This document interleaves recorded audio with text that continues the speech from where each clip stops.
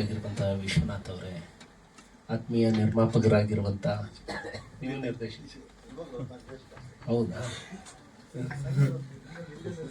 ಸಂಘ ಎಸ್, ಅನಂತರ ಕರುಣಾಕರ್ ಖಾಸ್ಲೆ ಅವರೇ, ವೇದಿಕೆ ಮೇಲಿರುವಂತಹ ಎಲ್ಲ ಕಲಾವಿದ ಅಭಿಮಾನಿ ಬಂಧುಗಳೇ, ಆಗಮಿಸಿರುವಂತಹ ಎಲ್ಲ ಕಲಾವಿದ ಆತ್ಮೀಯ ಸ್ನೇಹಿತರೆ, ಮಾಧ್ಯಮದ ಮಿತ್ರರೇ,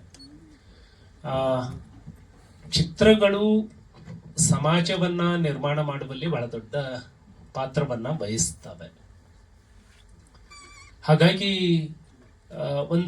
ಒಂದು ರಾಷ್ಟ್ರದ, ಒಂದು ರಾಜ್ಯದ ಸಾಂಸ್ಕೃತಿಕ ನೆಲೆಗಟ್ಟಿನ ಮೇಲೆ ಒಂದು ಸಮಾಜ ನಿರ್ಮಾಣ ಆಗುವಲ್ಲಿ ಕಲೆಯ ಪಾತ್ರ ಬಹಳ ದೊಡ್ಡದು. ಕಲೆಯ ಆಯಾಮಗಳು ಬೇರೆ ಬೇರೆ ಇರ್ತವೆ. ಆದ್ರೆ ಭಾರತ ದೇಶ ಯಾಕೆ ವಿಶೇಷ ಅನ್ಸುತ್ತೆ ಅಂದ್ರೆ ಎಲ್ಲ ಆಯಾಮಗಳನ್ನು ಒಳಗೊಂಡಿದೆ. ನಾನು ಸ್ವಲ್ಪ ಈ ರಾಜಕೀಯಕ್ಕೆ ಬಂದ ಮೇಲೆ, ಸ್ಟೂಡೆಂಟ್ ಇದ್ದಾಗ ಬಹಳ ಸಿನಿಮಾ ನೋಡ್ತಿದ್ದೆ. ನಾನು ಕೂಡ ಈ ರಾಜಕೀಯಕ್ಕೆ ಬಂದ ಮೇಲೆ ಸಿನಿಮಾ ನೋಡೋದು ಕಡಿಮೆ ಆಗಿದೆ. ಒಂದ್ಸರಿ ಇಂದ್ರಜಿತ್ ಲಂಕೇಶ್ ಅವರು ಭೇಟಿಯಾಗಿದ್ರು. ನೀವು ಮಜಾ ಟಾಕೀಸ್ ನೋಡಿದೀರಾ ಅಂದ್ರು. ನಾನೇನ್ ಅನ್ಕಂಡೆ, ಈ ಊರ್ವಶಿ ಟಾಕೀಸು, ಈ ಟಾಕೀಸ್ ತರಾನೇ ಮಜಾ ಟಾಕೀಸ್ ಅನ್ನೋದು ಒಂದು ಹೆಸರು ಇರಬೇಕು ಅಂತ. ಇಲ್ಲ ಸರ್, ನನಗೆ ಟೈಮ್ ಸಿಗೋದು ಕಡಿಮೆ, ಹಾಗಾಗಿ ಥಿಯೇಟರ್ಗೆ ಹೋಗಲ್ಲ ಅಂದೆ. ಗೊತ್ತಾಯ್ತು ಬಿಡಿ, ನೀವು ಸಿನಿಮಾ ನೋಡಲ್ಲ ಅಂತ, ಟಿವಿನೂ ನೋಡಲ್ಲ ಅಂತ ಗೊತ್ತಾಯ್ತು ಅಂದ್ರು. ಸೊ ಗಣೇಶ್ ಅವರ ನಟನೆಯನ್ನ ನೋಡಿದ್ವಿ.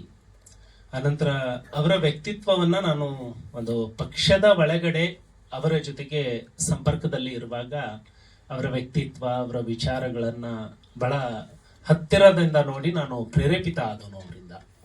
ಚಿತ್ರ ನೋಡಿದಾಗ ನಾನು ತೀರ್ಮಾನ ಮಾಡಿದೆ, ಬಹುತೇಕ ಒಂದು 15 ವರ್ಷ ಆಗಿರ್ಬೇಕು ನಾನು ಸಿನಿಮಾ ನೋಡ್ಲಾರ್ದೆ, ಆದ್ರೆ ಈ ಸಿನಿಮಾ ನೋಡ್ಲಿಕ್ಕಾಗಿ ನಾನು ಥಿಯೇಟರ್ಗೆ ಹೋಗಿ ಈ ಸಿನಿಮಾ ನೋಡ್ತೀನಿ ಅಂತೇಳಿ ಬಹಳ ಸಂತೋಷದಿಂದ ಹೇಳ್ತೀನಿ.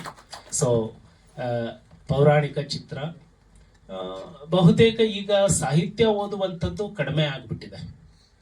ನಾನು ಎಲೆಕ್ಷನ್ ಸೋತಾಗ ನನಗೆ ಟೈಮ್ ಸಿಕ್ತು ಅಂತ ಹೇಳಿ ರಾಘವಾಂಕನ ಹರಿಶ್ಚಂದ್ರ ಕಾವ್ಯ ಹಳಗನ್ನಡದಲ್ಲಿ ಓದ್ದೆ ನಾನು. ಇವತ್ತು ಹಳಗನ್ನಡ ಉಚ್ಚಾರ ಓದುವಂತವರೇ ಕಡಿಮೆ ಆಗಿದ್ದಾರೆ. ಪೌರಾಣಿಕತೆ ಬಗ್ಗೆ ತಿಳಿದುಕೊಳ್ಳುವಂಥದ್ದು ಈಗಿನ ಮಕ್ಕಳಿಗೆ ಬಹಳ ಕಷ್ಟ ಆಗಿದೆ. ಈ ನಿಟ್ಟಿನಲ್ಲಿ ಪೌರಾಣಿಕತೆಯ ಬಗ್ಗೆ ಚಿತ್ರಗಳು ಅವು ಸಮಾಜವನ್ನ ತಲುಪಬೇಕು, ಯುವ ಪೀಳಿಗೆಯನ್ನ ತಲುಪಬೇಕು, ಯಂಗರ್ ಜನರೇಷನ್ ಅನ್ನ ತಲುಪಬೇಕು ಅಂತ ಹೇಳಿ ನಾನು ಬಯಸ್ತೇನೆ. ಸೊ ಚಿತ್ರ ಮತ್ತೆ ಆ ಗೀತೆ ತುಂಬಾ ಚೆನ್ನಾಗಿ ಮೂಡ್ ಬಂದಿದೆ. ಯಶಸ್ವಿ ಆಗ್ಲಿ, ನಾವೆಲ್ಲರೂ ಸೇರಿ ಇದನ್ನ ಯಶಸ್ವಿಗೊಳಿಸೋಣ ಅಂತ ಹಾರೈಸ್ತೇನೆ. ಎಲ್ಲರಿಗೂ ಒಳ್ಳೇದಾಗ್ಲಿ. ನಮಸ್ಕಾರ. ಧನ್ಯವಾದಗಳು ಸರ್.